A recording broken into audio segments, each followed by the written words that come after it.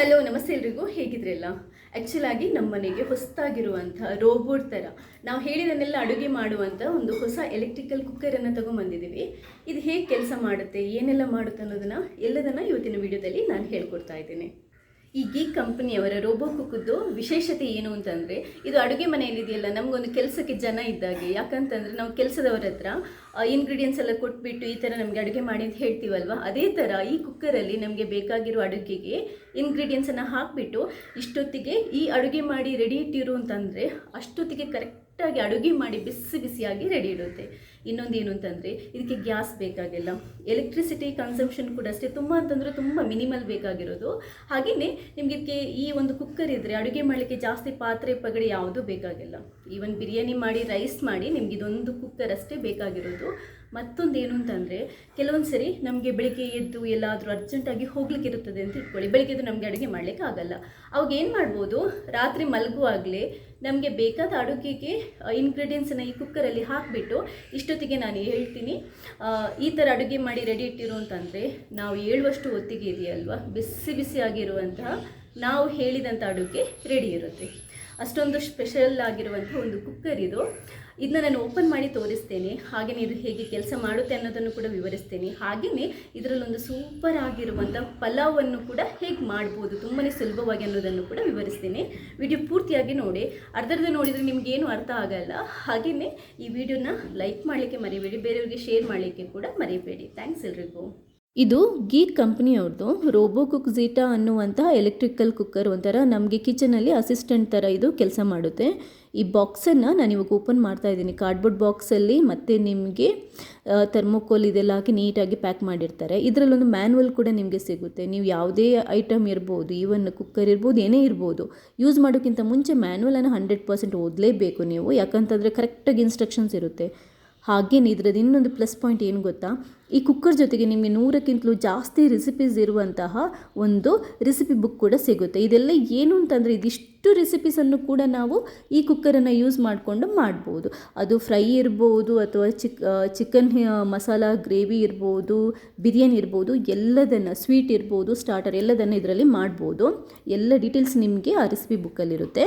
ಹಾಗೆಯೇ ಈ ಒಂದೇ ಕುಕ್ಕರ್ ಇದೆಯಲ್ವ, 11 ಕೆಲಸನ ಮಾಡುತ್ತೆ. ನಿಮಗೆ ಸಿಮ್ಮರಿಂದ ಹಿಡಿದು, ಬಿಸಿ ಮಾಡೋದ್ರಿಂದ ಹಿಡಿದು, ರೈಸ್, ಬಿರಿಯಾನಿ ಎಲ್ಲದನ್ನು ಮಾಡುತ್ತೆ. ಎಲ್ಲ ಡೀಟೇಲ್ಸ್ ನಿಮಗೆ ಬುಕ್ಕಲ್ಲಿ ಇರುತ್ತೆ, ನೋಡ್ಬೋದು. ಹಾಗೆಯೇ ನೋಡಿ, ಈಗ ಓಪನ್ ಮಾಡ್ತಾ ಇದ್ದೇನೆ. ಎಷ್ಟು ಚೆನ್ನಾಗಿದೆ ನೋಡಿ. ನಮ್ಮ ಅಡುಗೆ ಮನೆಯಲ್ಲಿದ್ದರೆ ಅಡುಗೆ ಮನೆಗೆ ಒಂದು ಅದ್ಭುತ ಕಳೆ ಬರುತ್ತೆ ಇದಕ್ಕೆ. ಅಷ್ಟು ಸೂಪರ್ ಆಗಿದೆ. ಫಿನಿಶಿಂಗ್ ಕೂಡ ಅದ್ಭುತವಾಗಿದೆ.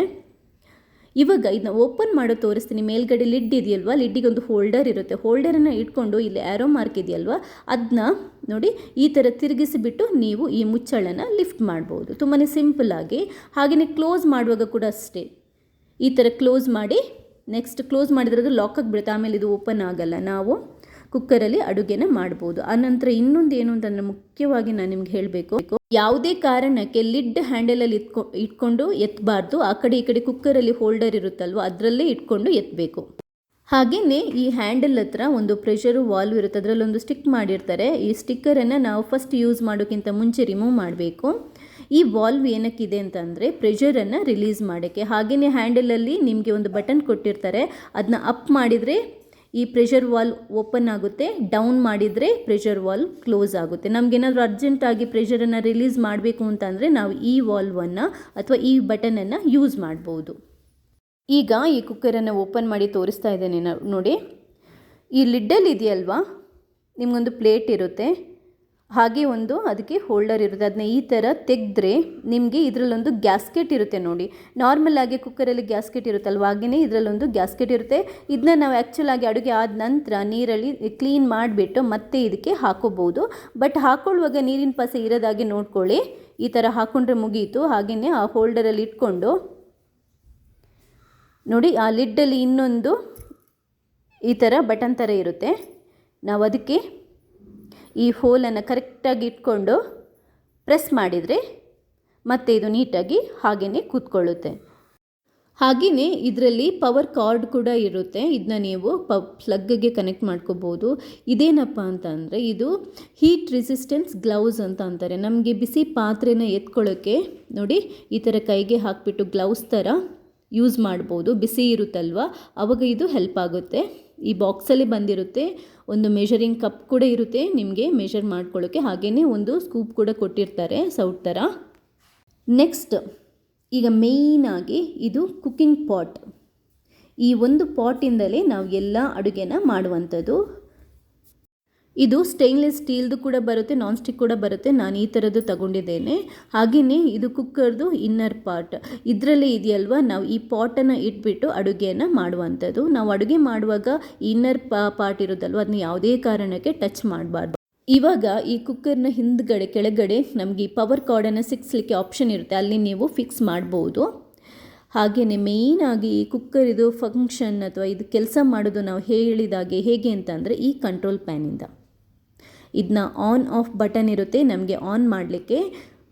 ಅದಾದ ನಂತರ ಒಂದು ಸರಿ ಅಡುಗೆ ಆದ ನಂತರ ಇದು ವಾರ್ಮ್ಗೆ ಹೋಗುತ್ತೆ, ಅಂದರೆ ಅದು ಬಿಸಿಯಾಗಿ ಇರಬೇಕಲ್ಲ, ಅದಕ್ಕೆ ಆಟೋಮೆಟಿಕ್ಕಾಗಿ ವಾರ್ಮ್ಗೆ ಹಾಕುವಂಥ ಬಟನ್ ಇರುತ್ತೆ. ನಮಗೆ ಲೇಟಾಗಿ ಕುಕ್ ಮಾಡಲಿಕ್ಕೆ ಬೇಕು ಅಂತಂದರೆ ಡಿಲೇ ಟೈಮರ್ ಇರುತ್ತೆ. ಹಾಗೆಯೇ ರೈಸ್, ದಾಲ್, ಸಾಂಬಾರು, ಪೊಂಗಲ್, ಇಡ್ಲಿ ಏನು ಮಾಡ್ತೀವಿ ಅದನ್ನ ನಮಗೆ ಸೆಲೆಕ್ಟ್ ಮಾಡಲಿಕ್ಕೆ ಆಪ್ಷನ್ ಇರುತ್ತೆ. ಫ್ಲೇಮನ್ನು ಹೈ ಲೋ ಮಾಡಲಿಕ್ಕೆ ನಿಮಗೆ ಕ್ವಿಕ್, ಮೀಡಿಯಮ್ ಮತ್ತು ಸ್ಟ್ರಾಂಗ್ ಅನ್ನುವಂಥ ಆಪ್ಷನ್ ಇರುತ್ತೆ. ಹಾಗೆಯೇ ನೀವು ನಾನ್ ವೆಜ್ ಮಾಡಿ, ಬಿರಿಯಾನಿ ಮಾಡಿ ಅಥವಾ ಫಿಶ್, ಚಿಕನ್ ಎಲ್ಲ ಮಾಡೋದಿದ್ರೆ ಅದಕ್ಕೆ ಕೂಡ ಮೆನೂಸ್ ಇರುತ್ತೆ. ಇದರಲ್ಲಿ ನಾವು ಸೆಟ್ ಮಾಡ್ಕೋಬೇಕು ನಮಗೆ ಯಾವುದು ಬೇಕು ಅಂತ. ಆ ಡಿಜಿಟಲ್ ಮೀಟರ್ ಇರುತ್ತಲ್ವ, ಅದರಲ್ಲಿ ಟೈಮಿಂಗ್ ತೋರಿಸ್ತಾ ಇರುತ್ತೆ. ನೀವು ಯಾವುದಾದ್ರೂ ಕುಕ್ ಮಾಡೋಕೆ ಎಷ್ಟು ಟೈಮ್ ತಗೊಳುತ್ತೆ ಅಂತ ಅದರಲ್ಲೇ ನಿಮಗೆ ಡಿಸ್ಪ್ಲೇ ಆಗ್ತಾ ಇರುತ್ತೆ. ಈ ಕುಕ್ಕರ್ಗೆ ನಿಮಗೆ 2 ವರ್ಷ ವ್ಯಾರಂಟಿ ಇರುತ್ತೆ ಟೋಟಲ್ ಆಗಿ. ಇವಾಗ ನಾವಿದನ್ನ ಯೂಸ್ ಮಾಡಿಕೊಂಡು ಒಂದು ಸೂಪರ್ ಆಗಿರುವಂಥ ಪಲಾವನ್ನು ಹೇಗೆ ರೆಡಿ ಮಾಡ್ಬೋದು ಅನ್ನೋದನ್ನು ಹೇಳ್ಕೊಡ್ತಾ ಇದ್ದೇನೆ. ಮೊದಲಿಗೆ ಕುಕ್ಕಿಂಗ್ ಪಾಟನ್ನು ನೀಟಾಗಿ ಬಿಸಿ ನೀರಲ್ಲಿ ಸೋಪ್ ಹಾಕ್ಕೊಂಡು ತೊಳ್ಕೊಂಬಿಟ್ಟು ಅದನ್ನ ನೀಟಾಗಿ ಒರೆಸ್ಬಿಟ್ಟು ಈ ಕುಕ್ಕರ್ ಒಳಗಡೆ ಇಟ್ಬಿಡಿ. ಪ್ಲಗ್ಗೆ ಕನೆಕ್ಟ್ ಮಾಡಿಕೊಂಡು ನೀವು ಪ್ಲಗ್ಗಲ್ಲಿ ಪವರನ್ನು ಆನ್ ಮಾಡ್ಕೊಳ್ಳಿ. ಅಷ್ಟೊತ್ತಿಗೆ ಇಲ್ಲಿ ಕುಕ್ಕರಲ್ಲಿ ಆನ್ ಆಫ್ ಬಟನಲ್ಲಿ ಒಂದು ಲೈಟ್ ಇರುತ್ತಲ್ವ, ಅದು ಬ್ಲಿಂಕ್ ಆಗಲಿಕ್ಕೆ ಶುರುವಾಗುತ್ತೆ. ಅಲ್ಲಿ ನೀವು ಆನ್ ಕೊಟ್ಟರೆ ಈ ಡಿಜಿಟಲ್ ಮೀಟರಲ್ಲಿ ಈ ಥರ 00 ಅಂತ ಡಿಸ್ಪ್ಲೇ ಆಗಲಿಕ್ಕೆ ಶುರುವಾಗುತ್ತೆ. ನಮಗೆ ಮೊದಲೇನು ಅಂತಂದರೆ ಒಗ್ಗರಣೆ ಎಲ್ಲ ಹಾಕ್ಕೊಳ್ಳುವಾಗ ನಾವು ಸಾರ್ಟ್ ಆಪ್ಷನನ್ನು ಕ್ಲಿಕ್ ಮಾಡ್ಕೋಬೇಕು. ನಿಮಗೆ 30 ಸೆಕೆಂಡ್ಸ್ ಅಂತ ತೋರಿಸ್ತಾ ಇರುತ್ತೆ. ಅದು ಯಾಕೆ ಅಂತಂದರೆ ಆ ಪಾಟ್ ಇದೆಯಲ್ವ, ಬಿಸಿ ಆಗಲಿಕ್ಕೆ 30 ಸೆಕೆಂಡ್ಸ್ ತಗೊಳುತ್ತೆ. 30 ಸೆಕೆಂಡ್ ಆಗುವಷ್ಟೊತ್ತಿಗೆ ನಿಮಗಿದು ಬಿಸಿ ಆಗಿರುತ್ತೆ. ಇವಾಗ ಇದಕ್ಕೆ 2 ಟೇಬಲ್ ಸ್ಪೂನಷ್ಟು ನಾನು ತುಪ್ಪನ ಹಾಕ್ಕೊತಾ ಇದ್ದೀನಿ. ನೀವು ಫ್ರೀ ಹೀಟ್ ಮಾಡ್ಕೊಳ್ಳೋದೆ ಅಂದರೆ 30 ಸೆಕೆಂಡ್ಗಿಂತ ಮುಂಚೆ ನೀವು ಇದಕ್ಕೆ ಆಯಿಲ್ ಅಥವಾ ತುಪ್ಪನ ಹಾಕೋಕ್ಕೆ ಹೋಗಬೇಡಿ, ಅದು ಬಿಸಿ ಆಗಿರಲ್ಲ. ಅದಾದ ನಂತರ 1 ಸ್ಪೂನಷ್ಟು ಕುಕ್ಕಿಂಗ್ ಆಯಿಲನ್ನು ಹಾಕ್ಕೊತಾ ಇದ್ದೇನೆ. 2 ಪಲಾವ್ ಎಲೆ, 1-2 ತುಂಡು ಚಕ್ಕೆ, 4-5 ಲವಂಗ, 1-2 ಸ್ಟಾರ್, 4-5 ಏಲಕ್ಕಿ, ಹಾಗೆಯೇ ಒಂದು ಸ್ವಲ್ಪ ಗೋಡಂಬಿನ ಹಾಕ್ಕೊಂಡು ನಾವಿದನ್ನ ಮೊದಲು ಫ್ರೈ ಮಾಡ್ಕೋಬೇಕಾಗುತ್ತೆ. ನಾರ್ಮಲಾಗಿ ನಾವು ಹೇಗೆ ಮಾಡ್ತೀವಿ ಹಾಗೆಯೇ ಇದನ್ನ ನಾವು ಒಂಚೂರು ರೋಸ್ಟ್ ಮಾಡ್ಕೋಬೇಕು. ಅದಾದ ನಂತರ 1 ಟೇಬಲ್ ಸ್ಪೂನಷ್ಟು ಜೀರಿಗೆ ಕೂಡ ನಾನು ಹಾಕ್ತಾ ಇದ್ದೇನೆ. ಆಯಿಲ್ ಮತ್ತು ತುಪ್ಪ ಎರಡನ್ನು ಹಾಕೋದ್ರಿಂದ ಪಲಾವ್ ಫ್ಲೇವರ್ ಇದೆಯಲ್ವ ಸಖತ್ತಾಗಿ ಬರುತ್ತೆ, ತುಂಬಾ ಚೆನ್ನಾಗಿ ಬರುತ್ತೆ. ಇದೊಂಚೂರು ರೋಸ್ಟ್ ಆದ ನಂತರ ಇವಾಗ 2 ಈರುಳ್ಳಿನ ಚಿಕ್ಕದಾಗಿ ಕಟ್ ಮಾಡ್ಕೊಂಡು ಹಾಕ್ಕೊತಾ ಇದ್ದೀನಿ. ಯಾಕಂತಂದರೆ ನಾನೊಂದು 4-5 ಜನರಿಗಾಗುವಷ್ಟು ಪಲಾವನ್ನು ಮಾಡ್ತಾ ಇದ್ದೇನೆ. 3 ಗ್ಲಾಸಷ್ಟು ನಾನು ಬಾಸ್ಮತಿ ರೈಸನ್ನು ಯೂಸ್ ಮಾಡ್ತಾ ಇದ್ದೇನೆ. ಅದಕ್ಕೋಸ್ಕರ ನಿಮ್ಗೆ ಇದರಲ್ಲೇ ಮೆಷರಿಂಗ್ ಕಪ್ ಇರುತ್ತೆ, ನೀವು ಅದರಲ್ಲಿ ಬೇಕಾದರೂ ಮಾಡ್ಬೋದು. ಬಟ್ ನಾನು ನನ್ನ ಅಂದಾಜಿಗೆ ಮಾಡ್ತಾ ಇದ್ದೇನೆ. ಈರುಳ್ಳಿ ಫ್ರೈ ಆದ ನಂತರ ಇವಾಗ ನಿಮಗೆ ಬೇಕಾಗಿರೋ ತರಕಾರಿನ ಹಾಕ್ಕೊಳ್ಳಿ. ನಾನು ಬಟಾಣಿ, ಒಂದು ಸ್ವಲ್ಪ ಕ್ಯಾರೆಟ್, ಆಲೂಗಡ್ಡೆ, ಹಾಗೆಯೇ ಬೀನ್ಸ್ ಹಾಕ್ಕೊತಾ ಇದ್ದೀನಿ. ಹಾಗೆಯೇ ಒಂದು 4 ಹಸಿಮೆಣಸಿನ್ಕಾಯನ್ನು ಕೂಡ ಕಟ್ ಮಾಡ್ಕೊಂಡು ಹಾಕ್ಕೊತಾ ಇದ್ದೀನಿ. ನೀಟಾಗಿ ಇದನ್ನೆಲ್ಲ ಫ್ರೈ ಮಾಡ್ಕೊಳ್ಳಿ ಆಯಿಲ್ ಮತ್ತು ತುಪ್ಪದಲ್ಲಿ. ತುಂಬಾ ಬೇಗ ನಿಮಗೆ ಫ್ರೈ ಆಗುತ್ತೆ. ಇವಾಗ ಒಂದು ಅರ್ಧ ಟೇಬಲ್ ಸ್ಪೂನಷ್ಟು ಶುಂಠಿ ಬೆಳ್ಳುಳ್ಳಿ ಪೇಸ್ಟ್, ಸ್ವಲ್ಪ ಅರಿಶಿನ, ಅರ್ಧ ಸ್ಪೂನಷ್ಟು ಉಪ್ಪು, ಇಷ್ಟನ್ನು ಹಾಕ್ಕೊಂಡು ಮತ್ತೆ ಈ ತರಕಾರಿನ ಒಂಚೂರು ಫ್ರೈ ಮಾಡ್ಕೋಬೇಕು. ಯಾಕಂತಂದರೆ ತರಕಾರಿ ಒಂದು ಅಟ್ಲೀಸ್ಟ್ ಒಂದು ಸ್ವಲ್ಪ 50% ಅಥವಾ ಒಂದು 30% ಆದರೂ ಇವಾಗ ಬೆಂದರೆ ಆಮೇಲೆ ನೀಟಾಗಿ ಬೇಯುತ್ತೆ. ಇವಾಗ ಒಂದು ಅರ್ಧ ಕಪ್ಪಷ್ಟು ಮೊಸರನ್ನ ಹಾಕ್ಕೊಂಡು ಮಿಕ್ಸ್ ಮಾಡ್ಕೊಳ್ಳಿ. ತರಕಾರಿ ಒಂಚೂರು ಬೆಂದಾದ ನಂತರ ನೀವೇ ನೀರು ಹಾಕಿ ಬೇಯಿಸೋ ಅವಶ್ಯಕತೆ ಇಲ್ಲ, ತುಪ್ಪ ಮತ್ತು ಆಯಿಲಲ್ಲೇ ಬೆಂದರೆ ಸಾಕು. ಇವಾಗ ಒಂದು ಅರ್ಧ ಟೇಬಲ್ ಸ್ಪೂನಷ್ಟು ಗರಂ ಮಸಾಲೆ ಪುಡಿಯನ್ನು ಹಾಕ್ಕೊತಾ ಇದ್ದೇನೆ. ಮೊಸರು ಹಾಕಿದ ನಂತರ ಸ್ವಲ್ಪ ಮಿಕ್ಸ್ ಮಾಡಿದ ನಂತರ ಇವಾಗ 3 ಲೋಟ ಬಾಸ್ಮತಿ ರೈಸನ್ನು 10 ನಿಮಿಷ ನೆನೆ ಇಟ್ಟಿದ್ದೇನೆ. ನೆನೆ ಇಟ್ಟಾದ ನಂತರ ನಾನು ಅದನ್ನ ತೊಳೆದ್ಬಿಟ್ಟು ಹಾಕ್ತಾ ಇದ್ದೇನೆ. ರೈಸ್ ಹಾಕಿದ ನಂತರ ಒಂಚೂರು ಮಿಕ್ಸ್ ಮಾಡ್ಕೊಳ್ಳಿ. ಇವಾಗ 3 ಲೋಟ ಬಾಸ್ಮತಿ ರೈಸಿಗೆ 4.25 ಲೋಟದಷ್ಟು ನೀರನ್ನು ಹಾಕ್ಕೊತಾ ಇದ್ದೇನೆ. ಚೂರು ಮಿಕ್ಸ್ ಮಾಡ್ಕೊಳ್ಳಿ. ಮತ್ತು ಅರ್ಧ ಟೇಬಲ್ ಸ್ಪೂನಷ್ಟು ಉಪ್ಪು, ಫ್ಲೇವರಿಗೆ ಸ್ವಲ್ಪ ಸಕ್ಕರೆ, ಅರ್ಧ ಟೇಬಲ್ ಸ್ಪೂನಷ್ಟು ತುಪ್ಪ, ಒಂದು ಕಾಳರಷ್ಟು ಲಿಂಬೆ ರಸನ ಹಾಕ್ಕೊತಾ ಇದ್ದೀನಿ. ಇಷ್ಟನ್ನು ಹಾಕ್ಕೊಂಡ್ರೆ ಫ್ಲೇವರ್ ತುಂಬಾ ಚೆನ್ನಾಗಿ ಬರುತ್ತೆ. ನಿಮ್ಗೆ ಇದರ ರೆಸಿಪಿ ಅವರ ರೆಸಿಪಿ ಬುಕ್ಕಲ್ಲಿ ಕೂಡ ಇದೆ, ಬಟ್ ನಾನು ನನ್ನದೇ ರೆಸಿಪಿ ಮಾಡ್ತಾ ಇದ್ದೇನೆ. ನಿಮಗೆ ಅದನ್ನು ಬೇಕಾದರೂ ನೋಡ್ಕೊಂಡು ಮಾಡ್ಬೋದು. ನೋಡಿ, ಸ್ವಲ್ಪ ಪುದೀನ ಸೊಪ್ಪು ಮತ್ತು ಕೊತ್ತಂಬರಿ ಸೊಪ್ಪನ್ನು ಹಾಕ್ಕೊತಾ ಇದ್ದೇನೆ. ಇವಾಗ ಸಾರ್ಟ್ ಮಾಡಿದ್ದು ಮುಗೀತು. ಕ್ಯಾನ್ಸಲ್ ಕೊಡಿ.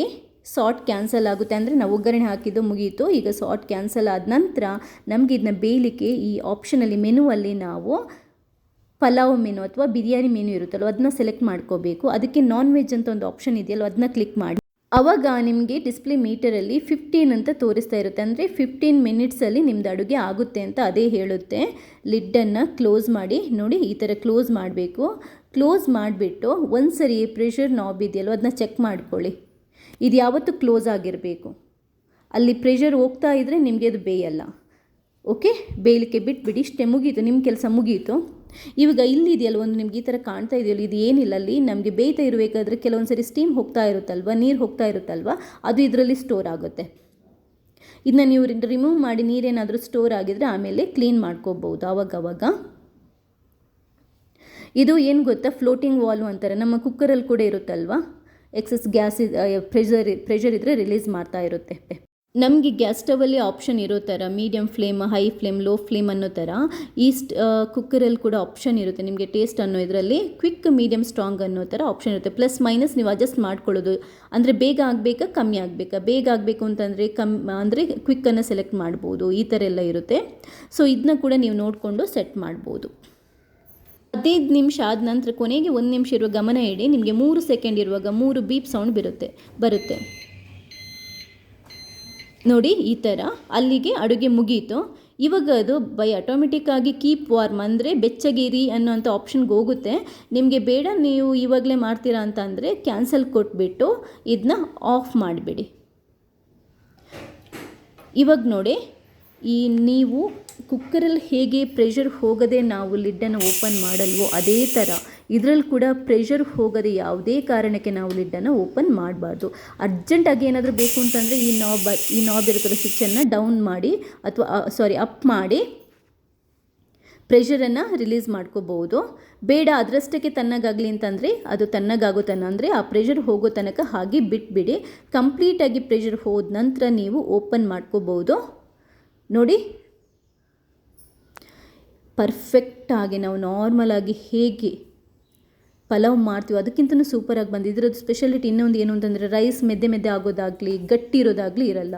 ತುಂಬಾ ಚೆನ್ನಾಗಿ ನಮಗೆ ಹೇಗೆ ಬೇಕು ಹಾಗೆಯೇ ನಾವು ಯಾವ ಟೈಮ್ ಸೆಟ್ ಮಾಡಿದ್ದೀವೋ ಅದೇ ಟೈಮ್ಗೆ ಕರೆಕ್ಟಾಗಿ ರೆಡಿ ಆಗುತ್ತೆ. ನಾನೇನು ಇದರಲ್ಲಿ ಈಗ ಟೈಮ್ ಸೆಟ್ ಮಾಡ್ಕೊಂಡು ಮಾಡಿಲ್ಲ, ಬಟ್ ಯೂಶ್ವಲಾಗಿ ಏನಾಗುತ್ತೆ ಗೊತ್ತಾ, ನಿಮಗೆ ನಾಳೆ ಬೆಳಗ್ಗೆಗೆ ಅಡುಗೆ ಬೇಕು, ಇವತ್ತು ನೈಟೇ ನಾವು ರೆಡಿ ಮಾಡಿ ಇಡೋಣ ಅಂತಂದರೆ ನೈಟ್ ಇಂಗ್ರೀಡಿಯೆಂಟ್ಸ್ ಹಾಕಿಬಿಟ್ಟು ಇದರಲ್ಲಿ ರೆಡಿ ಮಾಡಿಬಿಟ್ಟು ಪ್ರೋಗ್ರಾಮ್ ಮಾಡೋದು. ಅಂದರೆ ಡಿಲೇ ಟೈಮರಲ್ಲಿ ಟೈಮ್ ಸೆಟ್ ಮಾಡೋದು. ನಾಳೆ ಬೆಳಿಗ್ಗೆ ಮಾರ್ನಿಂಗ್ ಬೇಕು ಅಂತ ಟೈಮ್ ಸೆಟ್ ಮಾಡಿದರೆ ನಿಮಗೆ ಬೆಳಿಗ್ಗೆ ಆಗೋಷ್ಟೊತ್ತಿಗೆ ಇದೆಯಲ್ವಾ, ಪಲಾವ್ ಇರ್ಬೋದು, ಯಾವುದೇ ಅಡುಗೆ ಇರ್ಬೋದು, ರೈಸ್ ಇರ್ಬೋದು, ನೀವು ಯಾವ ಟೈಮ್ಗೆ ಹೇಳಿದ್ದೀರಾ ಆ ಟೈಮ್ಗೆ ರೆಡಿ ಇರುತ್ತೆ. ಅಂದರೆ ಅದು ಅಡುಗೆ ಮಾಡಿ ಅಷ್ಟೊತ್ತು ತನಕನೂ ಅದನ್ನ ಬೆಚ್ಚಗೆ ಫ್ರೆಶ್ ಆಗಿ ಇಟ್ಟಿರುತ್ತೆ ಅಂತ ಅರ್ಥ. ಮ್ಯಾನ್ಯುವಲ್ ಓದಿದರೆ ನಿಮಗೆ ಎಲ್ಲ ಡೀಟೇಲ್ಸು ಅದರಲ್ಲಿರುತ್ತೆ. ಕೆಲವೊಂದು ಸರಿ ನಮಗೆ ಬೆಳಿಗ್ಗೆ ಎದ್ದು ಅಡುಗೆ ಮಾಡಲಿಕ್ಕೆ ಟೈಮ್ ಇಲ್ಲ ಅಂತಂದರೆ ರಾತ್ರಿ ಮಾಡಿಡ್ಬೋದು. ಎಲ್ಲಾದರೂ ಹೊರಗಡೆ ಹೋಗ್ತೀವಿ, ತಿರ್ಗಾಡ್ಕೊಂಡು ಬರ್ತೀವಿ ಅಂತಂದರೆ ಬಂದ ನಂತರ ನಮಗೆ ತಿನ್ನಬೇಕು ಅಂತಂದರೆ ನಾವು ಹೋಗುವಾಗಲೇ ಮಾಡಿಟ್ಟು ಹೋಗ್ಬೋದು. ಎಸ್ಪೆಷಲಿ ಟ್ರಾವೆಲ್ ಎಲ್ಲ ಹೋಗ್ತಾರಲ್ಲ, ಅವಾಗ ಇದನ್ನ ತಗೊಂಡು ಹೋಗ್ಬೋದು. ಎಲ್ಲಿ ಬೇಕಾದರೂ ನಾವೊಂದು ಪವರ್ ಪ್ಲಗ್ ಇದ್ದರೆ ಸಾಕು, ಕುಕ್ ಮಾಡ್ಬೋದು. ಕೀಪ್ ವಾರ್ಮ್ ಅನ್ನುವಂಥ ಆಪ್ಷನ್ ಎಷ್ಟೊತ್ತು ಬೇಕಾದರೂ ನಾವು ಮಾಡಿರುವಂಥ ಅಡುಗೆನ ಬೆಚ್ಚಗೆ ಫ್ರೆಶ್ ಆಗಿ ಇರಿಸುತ್ತೆ. ನಿಮ್ಗೆ ಇದನ್ನ ಯಾವ ಥರ ಪರ್ಚೇಸ್ ಮಾಡೋದು ಅದರ ಲಿಂಕನ್ನು ಡಿಸ್ಕ್ರಿಪ್ಷನ್ ಬಾಕ್ಸಲ್ಲಿ ಹಾಕಿರ್ತೇನೆ. ನೀವು ಅಲ್ಲಿ ಹೋಗಿ ಆ ಲಿಂಕನ್ನು ಓಪನ್ ಮಾಡಿ ಪರ್ಚೇಸ್ ಮಾಡ್ಬೋದು. ರೇಟದು ಎಲ್ಲದ್ರದ್ದು ಡಿಟೇಲ್ ಇದೆ, ತುಂಬಾ ಕಮ್ಮಿ ರೇಟಿಗೆ ಇದೆ. ಆ್ಯಕ್ಚುಲಾಗಿ ಬ್ಯಾಚುಲರ್ಸಿಗೆ ಮತ್ತು ಒಬ್ಬೊಬ್ಬರೇ ಇರ್ತಾರೆ ಕೆಲಸಕ್ಕೆ ಹೋಗೋರಿಗೆಲ್ಲ ಇದು ತುಂಬ ಹೆಲ್ಪ್ ಆಗುತ್ತೆ. ಪಾತ್ರೆ ಕೂಡ ಜಾಸ್ತಿ ಅಡುಗೆಗೆ ಬೇಕಾಗಿಲ್ಲ, ಜಸ್ಟ್ ಇದೊಂದು ಕುಕ್ಕರ್ ಇದ್ದರೆ ಸಾಕು, ನಾವು ಯಾವ ಅಡುಗೆ ಬೇಕಾದರೂ ಮಾಡ್ಬೋದು. ನೋಡಲಿಕ್ಕೆ ನಿಮಗೇನು ಇದು ಕಷ್ಟ ಇದೆ ಅಂತ ಅನ್ನಿಸ್ಬೋದು. ಆ್ಯಕ್ಚುಲಾಗಿ ಯೂಸ್ ಮಾಡಲಿಕ್ಕೆ ತುಂಬಾ ಸಿಂಪಲ್ ಮತ್ತು ತುಂಬಾ ಚೆನ್ನಾಗಿ ಅಡುಗೆ ಮಾಡುತ್ತೆ. ನಾನು ಆ್ಯಕ್ಚುಲಾಗಿ ಎಕ್ಸ್ಪೆರಿಮೆಂಟ್ ಮಾಡಿ ನಿಮಗೆ ರಿವ್ಯೂ ಕೊಡ್ತಾ ಇರೋದು. ಸೊ ಎಲ್ಲ ಡೀಟೇಲ್ಸ್ ಹೇಳಿದ್ದೇನೆ ಅಂತ ಅಂದ್ಕೊಂಡಿದ್ದೇನೆ. ನಿಮಗೆ ವಿಡಿಯೋ ಇಷ್ಟ ಆದರೆ ಲೈಕ್ ಮಾಡಿ. ನೀವು ಮಾತ್ರ ನೋಡೋದಲ್ಲ, ಬೇರೆಯವ್ರಿಗೆ ಕೂಡ ಶೇರ್ ಮಾಡಿ, ಯಾಕಂತಂದರೆ ತುಂಬ ಜನರಿಗೆ ಇದರದ್ದು ಹೆಲ್ಪ್ ಆಗ್ಬೋದು. ಥ್ಯಾಂಕ್ಸ್ ಎಲ್ರಿಗೂ.